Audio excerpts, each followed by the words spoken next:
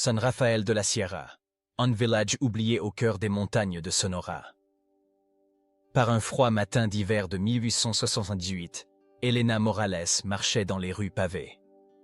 Chaque pas résonnait avec l'écho de l'étiquette la plus lourde que la société lui avait imposée. La femme stérile. Elena n'avait que 25 ans, mais dans ses yeux se trouvait une douleur bien plus vieille que son âge. Ses cheveux châtains étaient toujours soigneusement rassemblés en chignon, comme si par son apparence ordonnée, elle voulait ne donner à personne l'occasion de lui trouver des défauts. Ses yeux verts avaient autrefois brillé d'espoir. Maintenant, ils reflétaient de la lumière terne de la résignation. 3 ans auparavant, son époux Diego Morales avait perdu la vie d'une maladie soudaine. Il laissa derrière lui Elena et leurs 3 petites filles. Sofia de 7 ans, Carmen de 5 ans et Esperanza de 3 ans. Mais pour les villageois, la tragédie d'Elena n'était pas la mort de Diego. Sa véritable tragédie était qu'elle n'avait pas donné un fils à Diego pendant leurs 3 années de mariage. À quoi sert une femme à sa famille si elle ne peut enfanter de garçons? Chuchotait-il au marché. La lignée de Diego s'est éteinte à cause d'Elena. La famille de Diego, surtout sa belle-mère Doña Mercedes, blâmait ouvertement Elena. Même quand mon fils était vivant, elle ne lui a pas donné de descendance masculine, se plaignait-elle à chaque occasion. Maintenant, elle est veuve, mais elle ne sert à rien. Dr Hernandez, le vieux médecin qui venait de la capitale, avait scellé le destin du village avec son verdict après avoir examiné Elena. L'utérus de Señora Morales est endommagé de telle manière qu'il ne peut porter un fils. Cette condition est permanente et irréversible. Ces mots furent la sentence de mort sociale d'Elena. Dans le village, elle était maintenant connue comme la stérile. Même à l'église, certaines femmes s'éloignaient d'elle, comme si la stérilité était contagieuse. Sa propre famille l'avait aussi abandonnée. Son père, Don Carlos Herrera, était l'un des commerçants respectés du village et avait honte de la situation de sa fille. « Tu as sali le nom de notre famille », lui avait-il dit avec une expression froide. « Le devoir d'une femme est de continuer sa lignée. Tu as échoué dans ce devoir. » Sa mère, Doña Isabel, avait pleuré en silence, mais n'avait pas osé contredire son époux. Elena vivait avec ses filles dans une maison modeste à la périphérie du village grâce à un petit héritage. Elle gagnait sa vie comme sage-femme. Quelle grande ironie. La femme stérile aidait aux accouchements des autres. À chaque accouchement, elle assistait au bonheur d'une autre femme. Chaque nouveau bébé lui rappelait le fils qu'elle ne pourrait jamais avoir. Mais Elena était patiente, bienveillante. Ses mains étaient douces et elle combinait ses connaissances médicales avec les herbes médicinales qu'elle avait apprises de sa grand-mère. Les femmes du village venaient à elle quand elles en avaient besoin, mais toujours avec ses regards pleins de pitié. Comme pour dire, comme c'est triste qu'une femme stérile aide aux accouchements des autres. Le soir, après que ses 3 filles se soient endormies, Elena regardait les étoiles depuis la fenêtre et se questionnait. Dieu m'a-t-il envoyé dans ce monde seulement pour rappeler aux autres combien elles sont chanceuses? Ses filles étaient sa seule source de joie. Sofia était intelligente et courageuse. Carmen aimait chanter. La petite Esperanza était une enfant joyeuse qui souriait toujours. Mais Elena savait que quand les filles grandiraient, les commérages des villageois les affecteraient aussi. Ce froid matin d'octobre, quand Elena rentrait du marché chez elle, elle vit une foule au centre du village. Des soldats étaient arrivés, et ils amenaient avec eux un prisonnier. Le capitaine Ramirez était un homme dur connu pour les batailles à la frontière. Il donnait des explications à la foule. « Nous avons capturé ce guerrier apache après 3 jours de combat. Mais les ordres de la capitale sont clairs. Pas d'exécution. Nous essaierons de civiliser ces sauvages. » Le mot « civiliser » sortit de sa bouche comme s'il parlait de domestiquer un cheval sauvage. L'alcalde Don Ignacio Vega, un petit homme avec une tendance à transpirer quand il était nerveux, s'essuya le front avec un mouchoir. « Et que sommes-nous censés faire de lui? Notre village n'a pas d'installation pour maintenir des prisonniers dangereux. »« Ce ne sera pas exactement un prisonnier, » expliqua le capitaine avec un sourire qui n'atteignait pas ses yeux. « Plutôt un projet de civilisation. Nous avons besoin de quelqu'un qui s'occupe de lui, qui lui enseigne notre langue, nos coutumes, notre mode de vie. Quelqu'un qui peut transformer un sauvage en homme civilisé. » C'est alors que tous les regards se tournèrent vers Elena, une femme sans époux, sans enfant.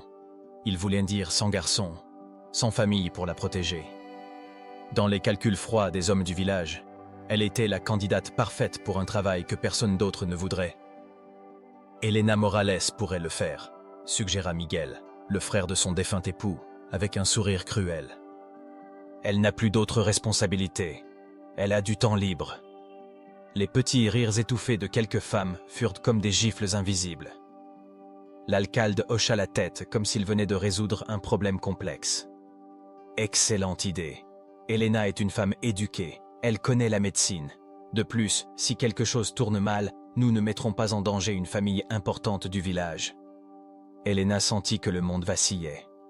Une fois de plus, elle était utilisée pour résoudre les problèmes des autres.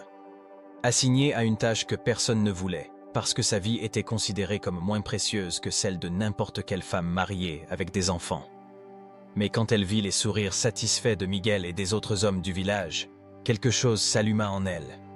Une étincelle de rébellion qui avait dormi pendant des années.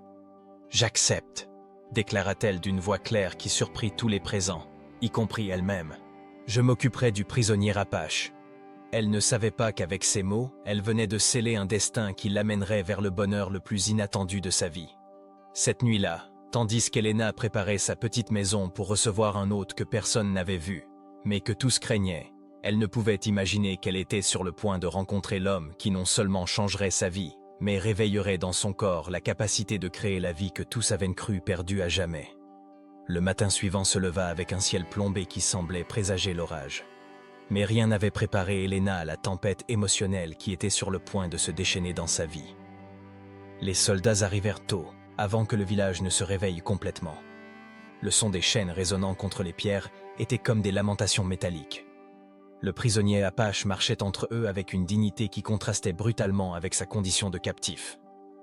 Quand Elena le vit pour la première fois, elle sentit comme si l'air avait été expulsé de ses poumons. Ayana était un homme de 32 ans, grand et de constitution athlétique qui parlait d'années à courir libre dans les montagnes. Sa peau bronzée par le soleil du désert portait des cicatrices qui racontaient des histoires de batailles et de survie. Mais ce qui la laissa sans voix ne fut pas son apparence physique, mais la façon dont il marchait. Malgré les chaînes, malgré être entouré d'ennemis armés, Ayana se déplaçait comme s'il était celui qui contrôlait la situation. Il n'y avait aucune trace de défaite dans sa posture, aucun signe que son esprit ait été brisé par la capture. C'était comme voir un aigle en cage qui restait roi du ciel dans son cœur. « Voici votre problème maintenant », annonça le capitaine Ramirez en poussant le prisonnier vers la petite maison d'Elena. « Vous avez l'ordre de le garder vivant et domestiqué. S'il cause des problèmes, s'il tente de s'échapper, s'il vous regarde même mal, vous nous prévenez immédiatement. » Ces mots portaient une menace à peine voilée qui fit hérisser la peau d'Elena. Ayana leva les yeux vers elle pour la première fois, et quand leurs regards se croisèrent, Elena sentit une décharge électrique qui la parcourut de la tête aux pieds. Ce n'était pas de l'attraction, du moins pas encore. C'était quelque chose de plus profond et primitif. La reconnaissance instantanée entre deux âmes qui avaient été marquées par la souffrance de manière différente, mais également profonde. « C'est cette femme mexicaine qui va me civiliser ?» demanda Ayana dans un espagnol étonnamment clair, bien que teinté d'un accent qui faisait sonner chaque mot comme une musique étrange. Sa voix était grave, contrôlée, mais Elena put détecter une note d'ironie qui suggérait qu'il trouvait tout l'arrangement aussi absurde qu'elle. Le capitaine défit les chaînes de ses poignets, mais laissa celles des chevilles. Il peut se déplacer dans la maison, mais ne peut sortir sans supervision. Señora Herrera, j'espère que vous comprenez la responsabilité que vous avez acceptée. Cet homme est un guerrier dangereux. Ne vous laissez pas tromper par quelques démonstrations de docilité. Quand les soldats partirent en laissant un nuage de poussière dans leur sillage, Elena et Ayana restèrent seuls dans la petite cour de la maison. Le silence s'étendit entre eux comme un abîme que ni l'un ni l'autre ne savaient comment franchir. Elena l'étudia tandis qu'il examinait son nouvel environnement avec des yeux qui ne perdaient aucun détail, comme s'il mémorisait chaque route d'évasion possible. « Je suppose que je dois te souhaiter la bienvenue dans ma maison, » dit Elena finalement, surprise par la fermeté de sa voix. « Bien que j'imagine que ce n'est pas exactement une visite sociale. » Ayana se tourna vers elle avec une expression difficile à déchiffrer. « Pourquoi as-tu accepté ?» demanda-t-il directement. sans les détours typiques de la politesse mexicaine. Pourquoi une femme comme toi accepterait-elle de s'occuper d'un sauvage dangereux? La question la prit au dépourvu par sa brutalité honnête.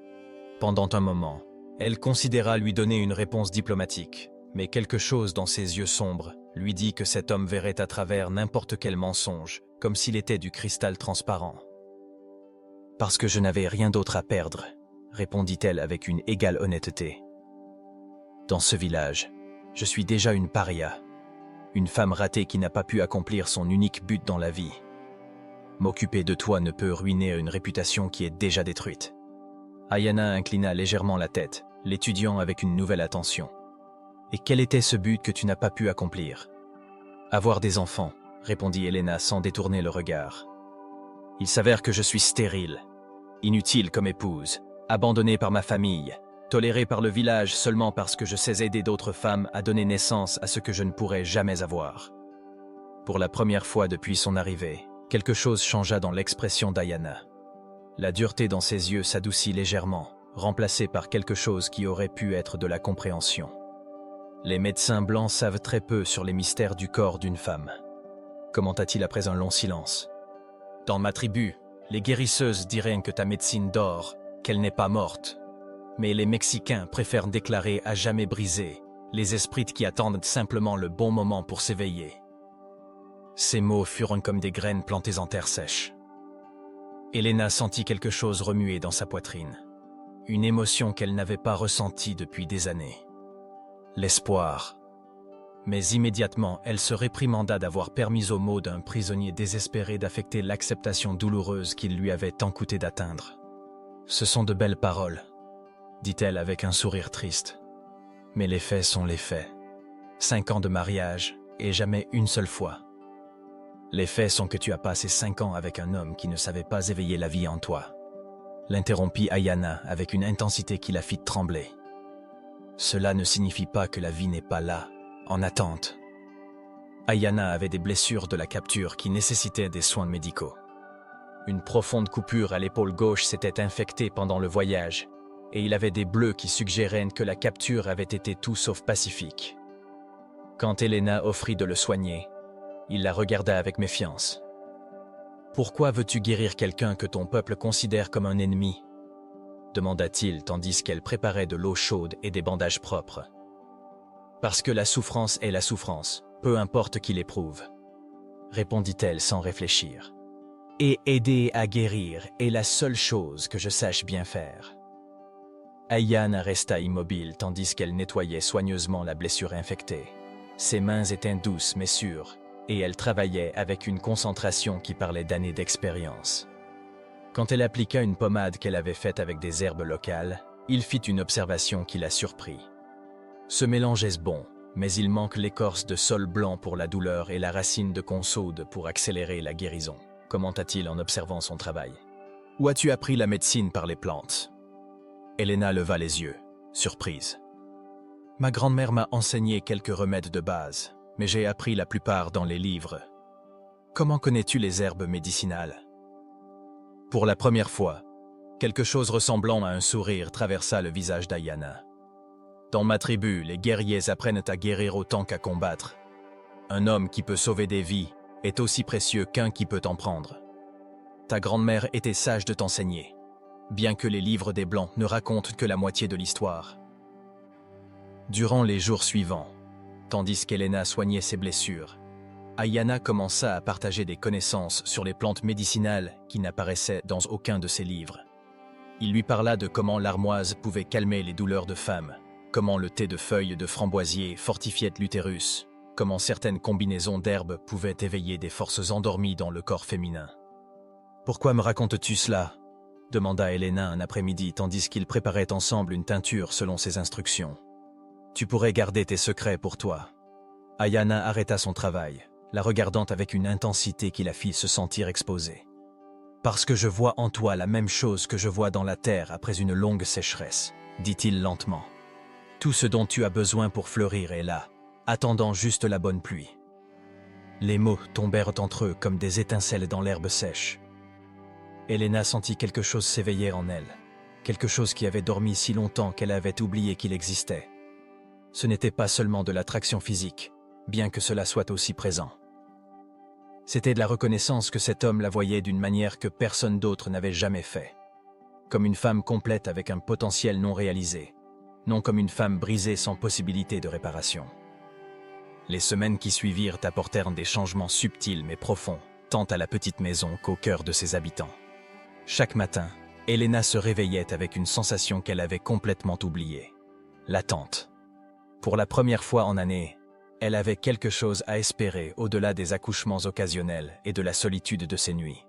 Ayanna avait commencé à lui enseigner les secrets de la médecine apache qu'aucun livre occidental n'avait jamais documenté. La connaissance de mon peuple se transmet de cœur à cœur, non de papier à papier. Expliquait-il en lui montrant comment préparer une infusion spéciale avec des racines qu'il avait obtenues durant ses promenades supervisées dans le village. Les livres des Blancs parlent du corps, comme s'il était une machine cassée à réparer. Nous savons que le corps est une rivière qui a parfois besoin qu'on enlève les pierres pour recommencer à couler. Leurs mains se frôlaient constamment tandis qu'ils travaillaient ensemble à préparer des médicaments et organiser les herbes qu'Elena avait collectées sous sa guidance. Chaque contact accidentel envoyait des vagues d'électricité à travers sa peau, éveillant des sensations qu'elle avait crues mortes à jamais. Un après-midi de novembre, tandis que le soleil se couchait en peignant le ciel de couleurs impossibles, Ayanna lui enseigna les herbes spécifiques que les femmes apaches utilisaient pour éveiller la fertilité. « Ton peuple voit la stérilité comme une sentence finale, dit-il en broyant soigneusement des graines d'anis étoilées. Mon peuple la voit comme un rêve dont le corps peut s'éveiller quand il trouve la bonne médecine. Crois-tu vraiment que c'est possible ? Demanda Elena d'une voix à peine audible, comme si parler trop fort pouvait briser le charme fragile de l'espoir. Crois-tu qu'une femme comme moi pourrait… Ayanna arrêta de broyer et se tourna vers elle, prenant ses mains entre les siennes. Le contact la fit trembler, non de peur, mais d'un désir si profond qu'il menaçait de le submerger. « Il ne s'agit pas de croire, » dit-il de cette voix grave qui semblait toujours atteindre directement son âme.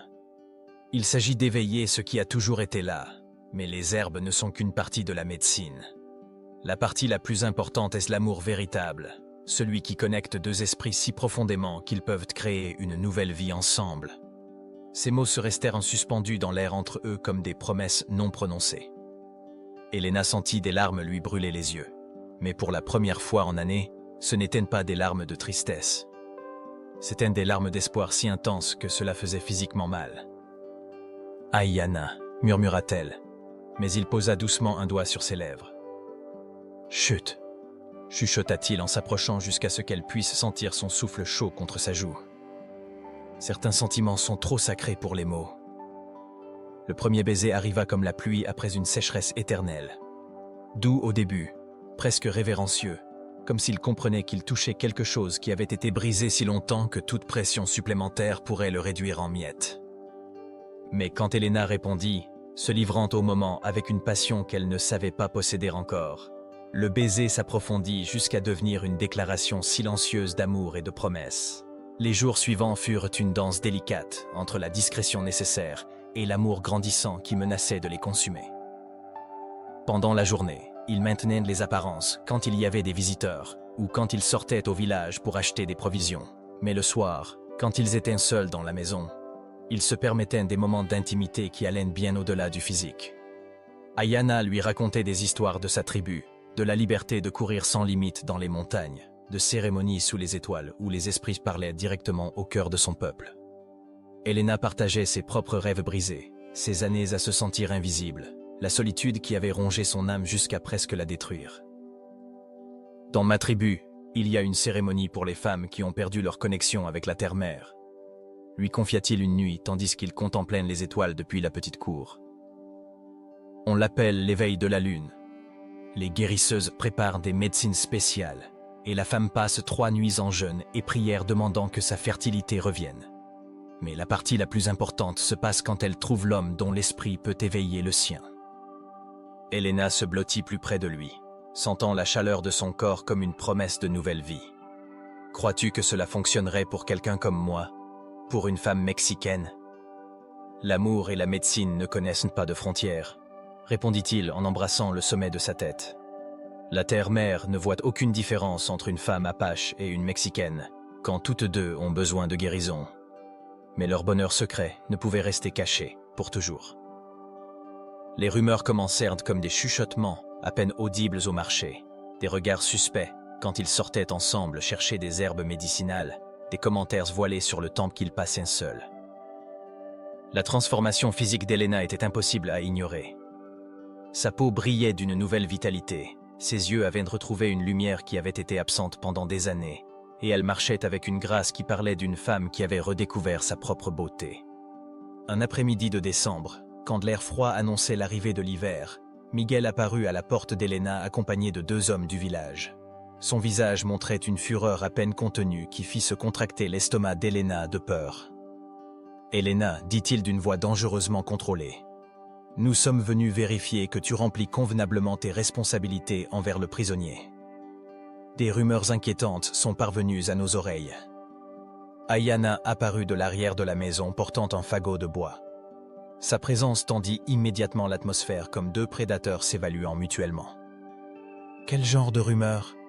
demanda Elena, en levant le menton avec un courage qu'elle ne ressentait pas complètement. « Des rumeurs que tu as oublié quelle est ta place », répliqua Miguel, en regardant significativement vers Ayanna. « Des rumeurs que tu permets à ce sauvage de te corrompre au lieu de le civiliser, toi. » Le mot « sauvage » résonna dans l'air comme une gifle. Elena sentit une fureur si intense qu'elle la surprit par sa férocité. Pendant des années, elle avait accepté les insultes dirigées vers elle, mais entendre Miguel parler d'Ayanna avec tant de mépris éveilla une férocité protectrice qu'elle ne savait pas posséder. « Ayanna n'est pas un sauvage », déclara-t-elle d'une voix claire et ferme. « C'est un homme d'honneur, d'intelligence et de sagesse, qui vaut plus que tous les hommes civilisés de ce village réunis. » Le silence qui suivit fut si profond qu'on pouvait entendre le vent chuchoter entre les arbres. Miguel la regarda comme s'il ne pouvait croire ce qu'il venait d'entendre. « Tu as complètement perdu la raison », murmura Miguel, mais il y avait quelque chose de plus que de la surprise dans sa voix. Il y avait de la peur d'une femme qui ne se pliait plus à son autorité, qui avait trouvé quelque chose qui la rendait plus forte que toutes ses menaces. « J'ai trouvé la raison pour la première fois de ma vie », répliqua Elena en se rapprochant instinctivement d'Ayanna. « J'ai trouvé quelqu'un qui me voit comme une femme complète, non comme une possession défectueuse. » La décision de fuir était venue comme un murmure à l'aube quand les menaces de Miguel devinrent trop réelles pour être ignorées. Ayanna connaissait des routes secrètes à travers les montagnes, des sentiers que son peuple avait utilisés pendant des générations pour se déplacer sans être détecté. Avec seulement l'essentiel empaqueté dans des sacoches de cuir, Elena et Ayanna disparurent avant l'aube, laissant derrière eux une vie de limitation pour s'aventurer en territoire inconnu où l'amour pourrait fleurir sans jugement. Le voyage de 3 jours à travers le désert fut une épreuve d'endurance et de foi. Elena, habituée à la vie sédentaire du village, lutta contre la fatigue et la soif, mais la force d'Ayanna et sa connaissance du terrain les maintinrent en sécurité. Chaque nuit, il l'enveloppait dans sa couverture et lui racontait des histoires de sa tribu, tandis que les étoiles peignaient des cartes d'espoir dans le ciel infini. La réserve Apache s'étendait dans une vallée protégée où les montagnes formaient un cercle naturel de défense. Quand ils arrivèrent, poussiéreux et épuisés, ils furent accueillis avec une curiosité prudente par les membres de la tribu d'Ayanna. Une femme mexicaine en territoire Apache était sans précédent, mais la façon dont Ayanna la présenta comme sa compagne choisie porta assez de poids pour garantir au moins une chance. Itzel, la guérisseuse principale de la tribu, était une femme de 60 ans avec des yeux qui semblaient voir au-delà des apparences superficielles. Quand elle examina Elena pour la première fois, ses mains ridées s'arrêtèrent sur son ventre avec une expression pensive. « Cette femme porte une médecine endormie », déclara-t-elle en apache, traduit plus tard par Ayanna. « Les docteurs blancs ne comprennent pas que certains retry. Continue Edith Esprit Thèse ont besoin de s'éveiller graduellement, comme des fleurs qui ne fleurissent qu'à la bonne saison. » Les premiers mois dans la réserve furent d'adaptation graduelle. Elena apprit les coutumes apaches, aida à la préparation de nourriture et de médicaments, et gagna lentement le respect des femmes de la tribu. Sa connaissance de la médecine occidentale, combinée avec la sagesse ancestrale qu'Itzel lui enseignait, créa des traitements plus efficaces qui bénéficièrent à toute la communauté. Ce fut durant le 4e mois de sa nouvelle vie qu'Elena commença à remarquer des changements subtils dans son corps. D'abord, ce furent les nausées matinales qu'elle attribua initialement à l'adaptation à un régime complètement différent. Puis vint une fatigue inexplicable qui la faisait s'endormir pendant les après-midi chauds.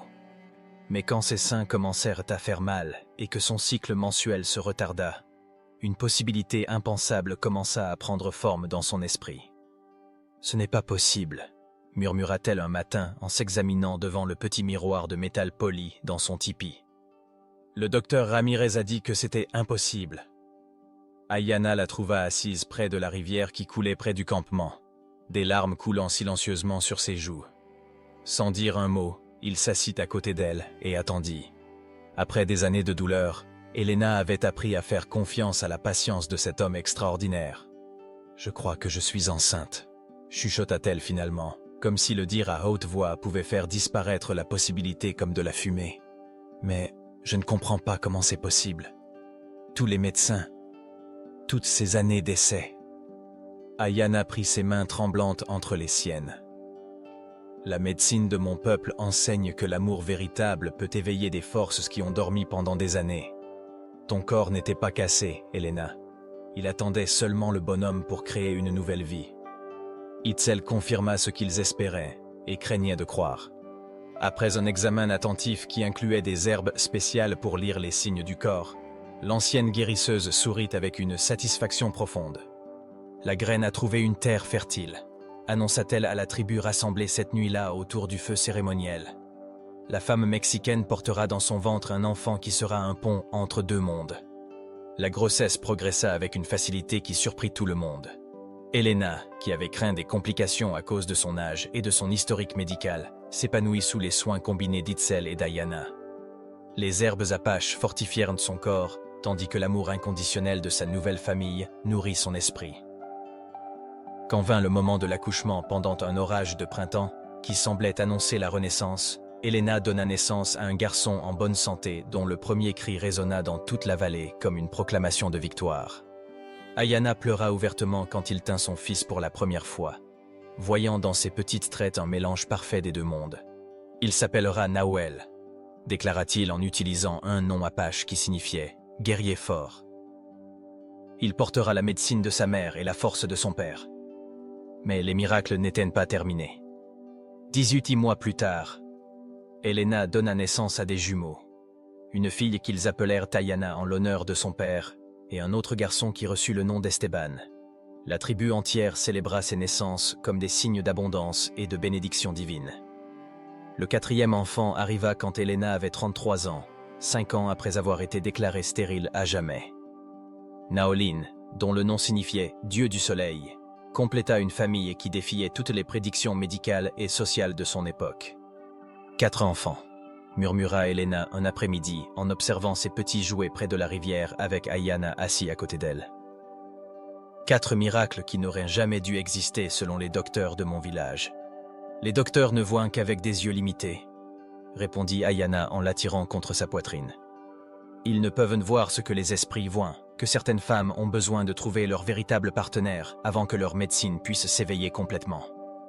7 années avaient passé depuis qu'Elena et Ayanna avaient disparu à l'aube, mais l'écho de leur histoire était parvenu jusqu'à San Rafael de la Sierra, comme des murmures portés par les commerçants et voyageurs. Les nouvelles étaient impossibles à croire. La femme stérile avait donné naissance non pas à un, mais à 4 enfants en bonne santé avec le guerrier apache. Miguel, maintenant marié à une jeune fille de 18 ans qui lui avait déjà donné 2 enfants, devint obsédé par ces histoires. Son orgueil masculin ne pouvait accepter que la femme qu'il avait écartée comme inutile ait trouvé le bonheur et la maternité avec un autre homme. Pendant des mois, il planifia une expédition pour trouver Elena, convaincu qu'il pourrait la récupérer et prouver que tout enfant qu'elle avait lui appartenait de droit. L'expédition qu'il organisa incluait 10 hommes armés et la bénédiction officielle de l'alcalde, qui voyait une opportunité de capturer un apache fugitif. Mais quand ils trouvèrent finalement la vallée où vivait la tribu d'Ayanna, ce qu'ils virent les laissa sans voix. Elena émergea d'un tipi décoré de symboles de médecine, portant dans ses bras son plus jeune fils, tandis que 3 autres beaux enfants couraient autour d'elle. Sa transformation était si complète que Miguel mit plusieurs secondes à la reconnaître. La femme timide et vaincue qu'il avait connue était devenue une matrone rayonnante, avec une peau bronzée par le soleil du désert et des yeux qui brillaient d'une paix profonde qu'elle n'avait jamais possédée dans sa vie antérieure. « Elena » murmura Miguel en descendant de son cheval avec des mouvements raides. « Je suis venu te ramener à la maison.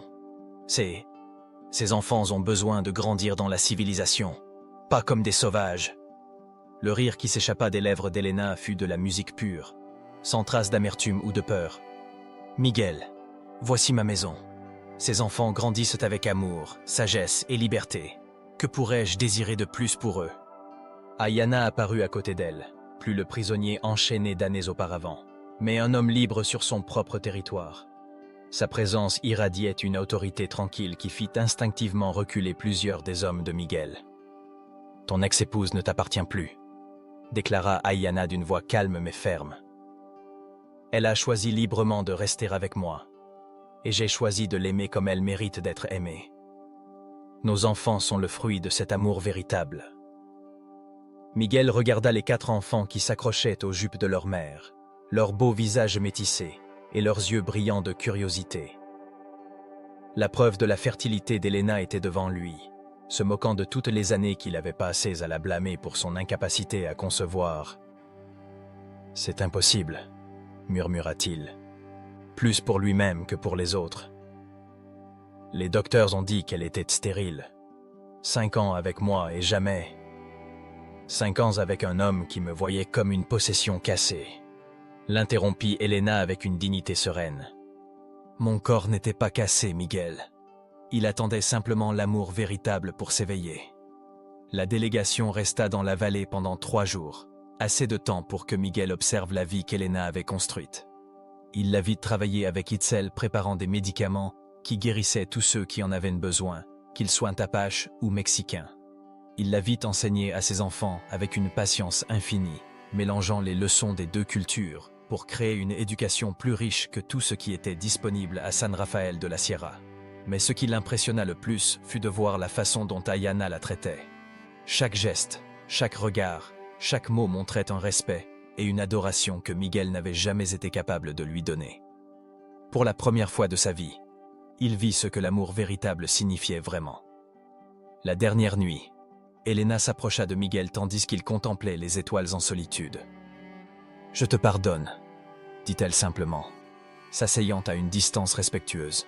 « Je pardonne toute la douleur, toutes les humiliations, toute la cruauté, parce que sans cette souffrance, je ne serais jamais arrivé ici. »« Comment peux-tu pardonner si facilement ?»